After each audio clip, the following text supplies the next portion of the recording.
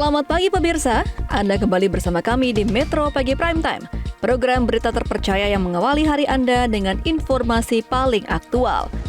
Pagi ini kami telah merangkum 3 berita terpopuler yang wajib Anda ketahui. Siapkan kopi Anda, karena hari ini dimulai dengan berita yang menggugah. Informasi pertama, 13 santri Pondok Pesantren Ora Aji di bawah pimpinan Gus Miftah ditetapkan sebagai tersangka kasus penganiayaan terhadap seorang santri lainnya. Aksi kekerasan ini diduga karena kasus pencurian. Sebanyak 13 santri dilaporkan ke Polsek Kalasan oleh korban, yang juga santri di pondok pesantren tersebut, lantaran upaya untuk menyelesaikan secara kekeluargaan tidak berhasil. Namun karena Polsek Kalasan tidak memiliki unit PPA, kasus ini kemudian ditarik ke Polresta Sleman. Kuasa hukum korban mengungkapkan kliennya sempat mendapatkan perawatan rumah sakit Bayangkara sebelum akhirnya dibawa pulang oleh keluarganya. Sementara Kapolresta Sleman, Kombes Pol Edi Setianto Erning Wibowo, membenarkan telah menerima laporan dan polisi telah menetapkan 13 orang tersangka. Dari 13 orang tersangka, 4 orang masih di bawah umur.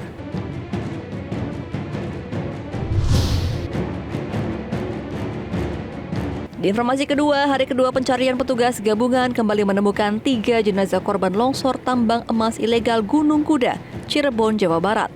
Proses pencarian dan penyelamatan hari dimulai sejak Sabtu pagi, pukul 7 waktu Indonesia Barat. 6 alat berat eskavator dikerahkan untuk mencari jasad korban yang tertimbun longsor galian C. Setelah 9 jam proses pencarian dan penyelamatan, petugas berhasil menemukan 1 jenazah atas nama Syakira, berjenis kelamin wanita berusia 44 tahun. Selang beberapa saat, petugas kembali menemukan jenazah atas nama Sanadi, laki-laki 47 tahun, dan terakhir atas nama Sunadi, 31 tahun. Kapolresta Cirebon Kombes Pol Sumardi mengatakan, ketiga jenazah ditemukan dalam kondisi luka-luka dan kaku. Saat ini ketiga jenazah dibawa ke RSUD Arjawinangun, Cirebon. 3 jenazah berhasil diidentifikasi melalui sidik jari. Dengan demikian, total sudah ada 17 korban meninggal yang ditemukan dan masih ada 8 korban yang masih dinyatakan hilang.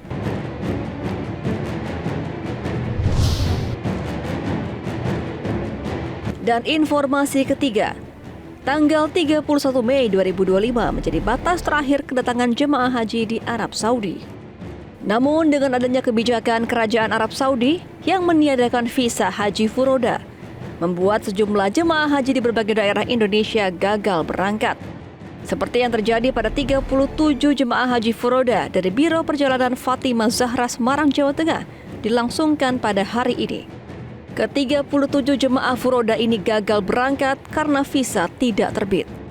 Akibatnya kerugian juga diterima oleh pihak penyelenggara yang mengalami kerugian hampir mencapai 5 miliar rupiah. Imbas tak dikeluarkannya visa haji furoda juga membuat 1.200 jemaah haji furoda asal Provinsi Jawa Timur gagal berangkat ke Tanah Suci. Seluruh jemaah haji berasal dari Surabaya, Malang, Gresik hingga Sidoarjo. Dalam gelaran haji tahun ini, jemaah haji yang batal berangkat telah membayar biaya haji dengan jumlah besar, yakni 500 juta rupiah. Situasi serupa juga terjadi pada 35 jemaah haji asal Jambi. Atas kondisi ini, pihak travel mengaku bertanggung jawab secara penuh atas hak-hak para calon haji tersebut, mengingat jemaah haji telah melunasi seluruh biaya perjalanan haji furoda tahun ini. Demikian rangkuman berita pagi ini di Metro Pagi Prime Time. Tetaplah bersama kami untuk informasi terkini sepanjang hari. Karena dunia terus bergerak dan kami ada di sini untuk memastikan Anda tetap terdepan. Download Metro TV Extend sekarang.